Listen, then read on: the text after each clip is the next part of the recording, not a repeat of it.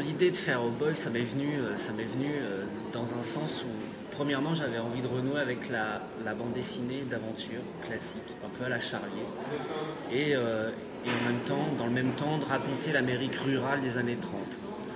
Et effectivement, pour raconter ce genre de choses, il me fallait des personnages assez emblématiques de l'Amérique, point déjà, et puis ensuite des personnages relativement emblématiques de l'époque, ou en tout cas des États-Unis, pour pouvoir aller au-delà d'une histoire, on va dire, relativement courte.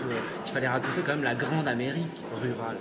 Et du coup, naturellement, ouais, ça m'est venu de revoir un peu les classiques et de penser à Mark Twain avec ce petit personnage de Huckleberry Finn et de son comparse dans le roman qui s'appelle Jim, mais qui nous a été renommé Charlie Williams. Donc voilà, c'est un petit peu, je dirais, cette tendresse pour les années 30 qui m'a toujours intéressé, dans le sens où graphiquement c'est quand même plaisant à dessiner au niveau des voitures, des décors, des personnages, des vêtements, des casquettes et autres. Et néanmoins, essayer d'être malgré tout relativement contemporain, essayer de renouer avec des questions aussi au bout du jour sur les blancs, les noirs, les relations entre les personnages, savoir si tout ça a changé ou pas, ou si ça peut évoluer. C'est vrai que pour aboutir à un projet comme ça, j'avais dans l'idée un ton particulier, narratif, et que je maîtrisais pas forcément moi-même, mais à l'époque, quand je sortais Blackjack chez Casterman, ça traitait déjà de ces années-là. Et j'avais repéré une série qui m'avait vachement séduite, qui était donc faite par Philippe, le scénariste actuel, et qui s'appelait Miss aux humanoïdes associés. Et c'est vrai qu'il y avait ce petit ton un peu noir, comme ça, un peu direct, sans concession, qui m'avait quelque part même presque rendu jaloux par rapport à ce que je faisais sur Blackjack.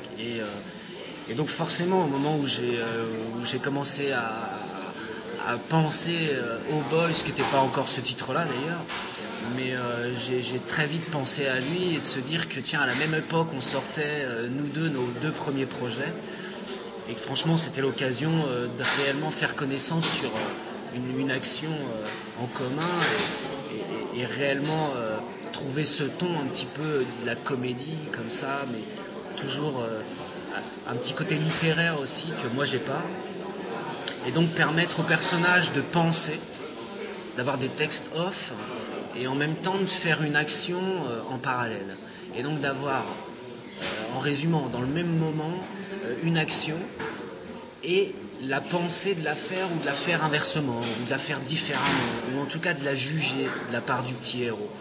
Et ça c'était plutôt plaisant parce que ça permet des ellipses éventuellement humoristiques ou dramatiques, et puis d'essayer de glisser l'humour, le côté comédie avec le dessin, l'image et le texte, essayer de décaler tout ça en même temps. C'est-à-dire ce que le petit gamin pense et fait, et ce qu'on voit, ça peut être trois choses bien distinctes et bien différentes, qui veulent dire la même chose au final, mais avec un ton différent.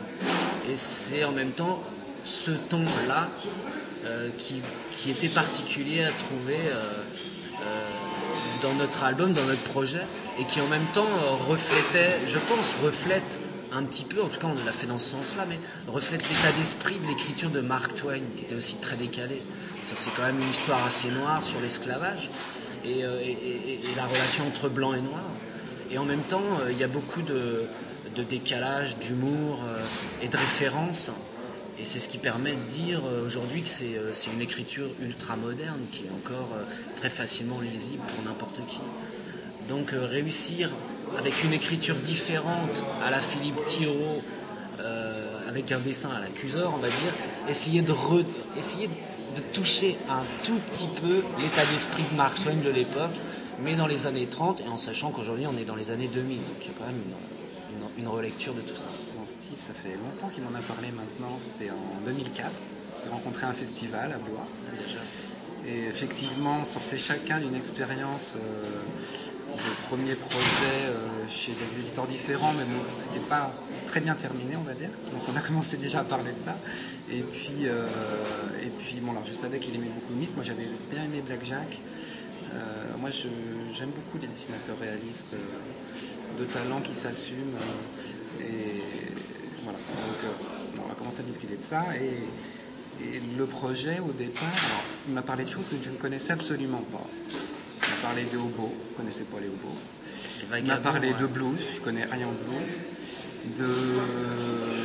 Du Mississippi, je connaissais pas le Mississippi, de Mark Twain, j'avais jamais lu Mark Twain, donc bon. Mais bon, il avait quand même déjà beaucoup d'éléments, il avait beaucoup réfléchi au projet depuis quelques temps, et bon, moi ça m'a fait tilt, quoi. Il me parle de la Grande Dépression, de vagabonds qui prennent des trains pour parcourir tous les États-Unis, d'un petit blanc, d'un grand noir, qui sont ensemble, qui sont pas amis, qui vivent les mêmes galères sans être copains, mais qui se soutiennent quand même, d'un musicien qui aurait vendu son âme au diable à un carrefour. Bon, moi, tout de suite, ça m'a parlé. Et voilà, ça a été le début, donc il a fallu que je découvre pas mal de choses de cette époque.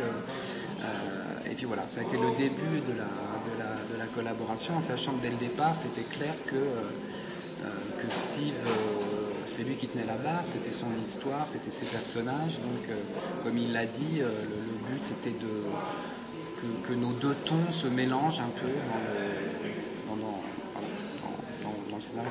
Disons que j'avais commencé par ça, par vous dire que voilà, je voulais renouer avec cet esprit d'aventure à la Charlier, donc forcément c'est quelque chose de longue haleine. Et c'est ce qui permet aussi d'asseoir pendant un certain temps les personnages. C'est-à-dire qu'on n'est pas en train d'écrire un long métrage et de le diviser en 2 ou 3 albums. C'est vraiment la saga, voilà. On part sur 2 personnages relativement emblématiques des États-Unis de cette époque-là.